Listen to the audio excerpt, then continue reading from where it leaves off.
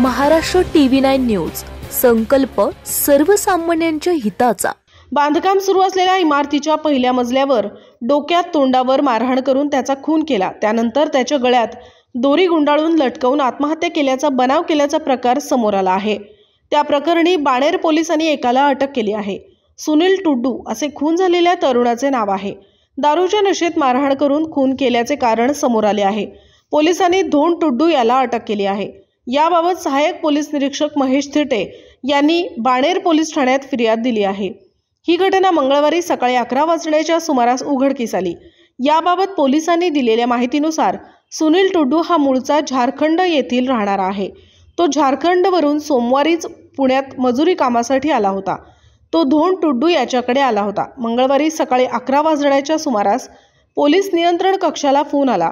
पोलिसांनी घटनास्थळी धाव घेतली तेव्हा तेथे सुनील याचा गळ्यात दोरी बांधून लटकवलेल्या अवस्थेत मृतदेह होता। त्याने गळफास घेतल्याचे प्रथमदर्शनी दिसून येत होते। मृतदेह खाली उतरवल्यानंतर त्याच्या डोक्यात तोंडावर मारहाण केल्याच्या खुणा दिसून आल्या।